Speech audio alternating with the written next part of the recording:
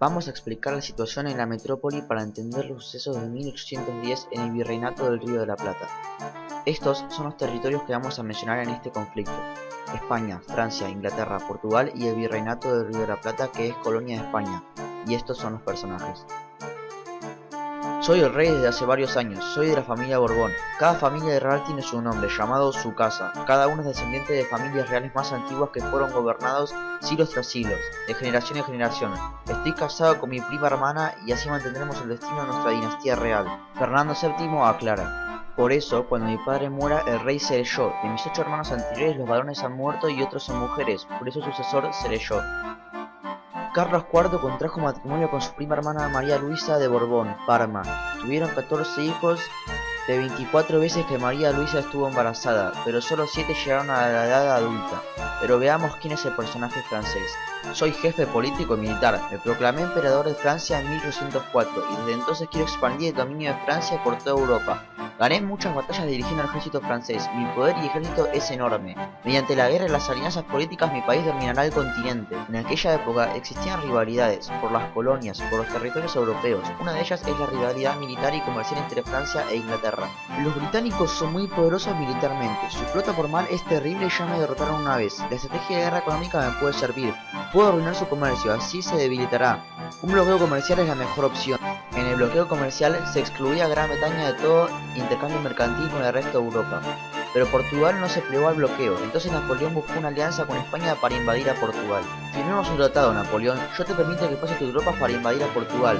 Ya hubo guerra con Portugal. Estos portugueses no solo tienen la colonia de Brasil, siempre hay lucha por los territorios y además hacen alianzas con los británicos a mi contra. Además, los británicos hace un par de años quisieron invadir Buenos Aires para poder comerciar allí y expandir su comercio. Es de hecho España la explotación de sus colonias, el bloqueo económico tiene que funcionar. Napoleón dice: firmemos esta alianza. ¿Qué pasó entonces? La presencia de soldados franceses en territorio español fue vista por ciertos sectores como entreguista hacia Napoleón. Mientras tanto, es mi oportunidad para ser rey, tengo que derrotar al ministro Godoy, que es la mano derecha de mi padre. Varios sectores están descontentos con el ministro, con la política de mi padre. En 1808, en la localidad de Aranjuez, miembros del partido fernandino, nobles cercanos al príncipe, se agolpa frente al Palacio Real y asaltaron el Palacio de Godoy. Este se esconde en el palacio. Cuando lo encontraron y frente al temor que lo linchen, interviene el príncipe Fernando, el verdadero dueño de la situación, el que abdica a su padre al mediodía en ese mismo día, convirtiéndolo en Fernando VII.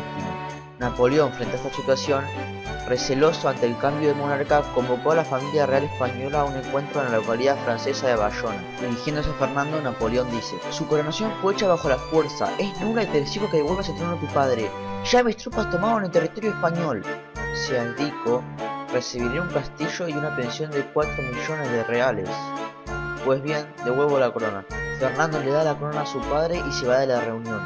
El pueblo español se levantó en contra de mi dominio. Hay motines en diferentes zonas. Puedo ofrecerte asilo en Francia. Fernando sería prisionero. Ya habíamos acordado antes que Fernando abdique, que la corona sería para tu hermano Luis. Debería quedarme en Francia. Recibirá una pensión anual de 30 millones, ¿no? Estas circunstancias desencadenaron una crisis en la monarquía española, puesto que a partir de la abdicación de Fernando en Bayona y de su prisión no existía el poder legítimo en España. El resentimiento de la población por las exigencias de manutención de las tropas extranjeras, que dio episodios de violencia.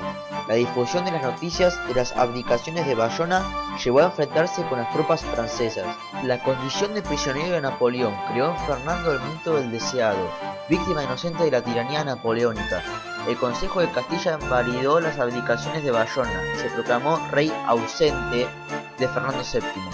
No cuestionaron en ningún momento la persona del monarca y lo declararon como único y legítimo rey de España. Entonces, en las principales ciudades españolas se formaron juntas que gobernaron en representación del monarca prisionero.